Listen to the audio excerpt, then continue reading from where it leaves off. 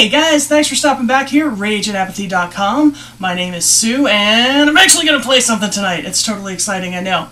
Before I do, let me take you through my signal chain. The first thing in my signal chain, of course, is going to be my Steinberger Demon. Love this guitar. If you've seen the hardware video, you've seen me do a little bit of it. It's actually got active electronics, got dual humbuckers, piezo pickups on the bridge, so get a semi-acoustic sound, really clean sound. It doesn't really sound like an acoustic guitar. I don't care what any piezoelectric manufacturer tells you. But I can switch back and forth between acoustic, electric, and kind of a mix of both, and of course three-way selector switch. The really cool thing about this though is it's not really a baritone guitar, because baritone guitars are actually I think an entire fourth lower than a guitar. But it does have 2 extra frets, which means in open tuning, instead of being standard tuning, it's standard a full step down, which nice growly, dark metal sounding coolness out of that. So that's that. The next piece in my signal chain is my Apogee Jam. Now my Apogee Jam, this is a lovely, lovely piece. If you can see there, it's actually got a gain control on the side. What I really like about it is it feels solid. It's got great 24-bit sound. It feels solid. It's totally solid. The connections are good. It doesn't feel flimsy at all like some of the other connectors that I've tried. It just rocks. I mean, I love this thing. I can't stop using it. Then, of course, I have my iPhone, and I'm going to flip, for now, to my favorite AmpKit link. No, I'm sorry, not AmpKit link. AmpKit Plus sound module, because I just love Agile Partners. These guys did a rockin' job on that, and they have an awesome product. It's got some great tones. It's easy to use. It's rockin'. Can't say enough good things about AmpKit Plus.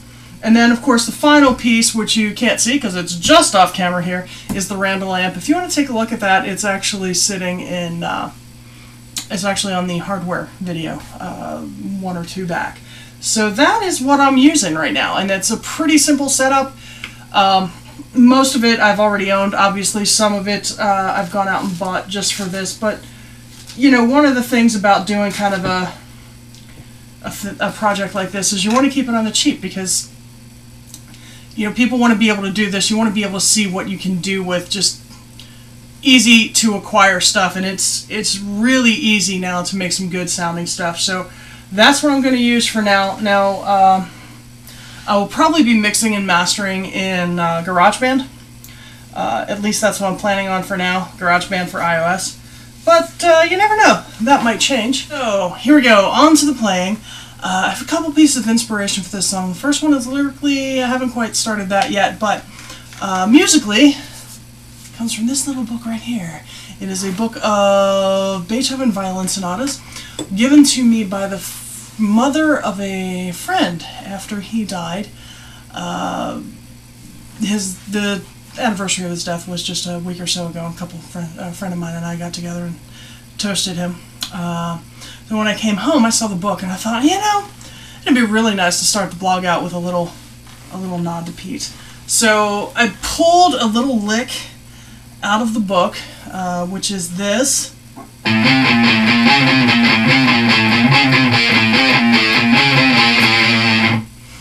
Which, in and of itself, isn't spectacular. It does sound kind of cool, but it's not spectacular. What made this spectacular, what made this stand out for me when I was looking at the book, was that Beethoven, whom I'm not normally a big fan of, excuse me while I pull a clean sound out of... Oh, the clean sound's not nearly loud enough. Need more volume. There you go.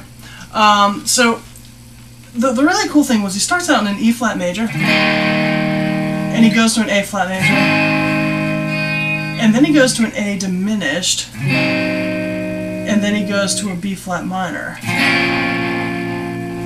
Now, the problem with that is in heavy metal, we tend to skip over that kind of thing. We tend to skip over I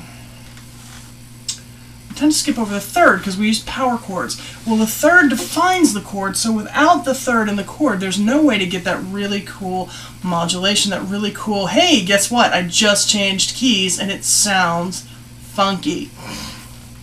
So I need to think of a way to get that in there. So the first thing that I do, and I actually just spent a few minutes doing this before I turned the camera on, is just kind of riff across that line.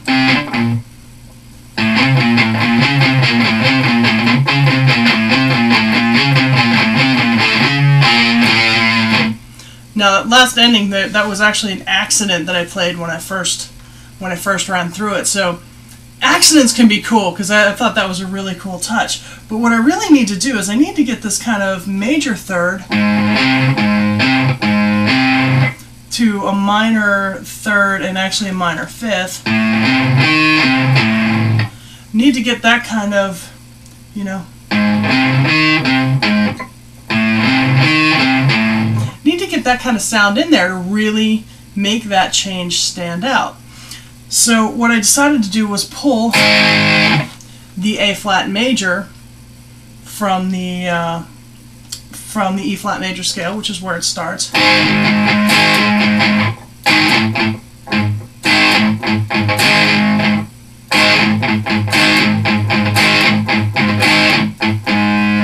and then go into my little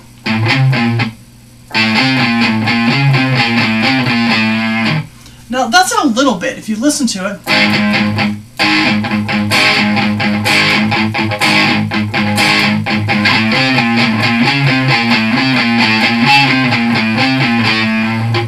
It wasn't quite what I was looking for, it wasn't quite dramatic enough. So I decided to add the fifths. So you have, right between this and this, you have that tritone, the diminished fifth, the tritone, dead center of the scale actually. It is the interval that splits the scale exactly in half, and it sounds atrocious. But if you're not hanging on it too long, it's not that bad. So this is what I've come up with.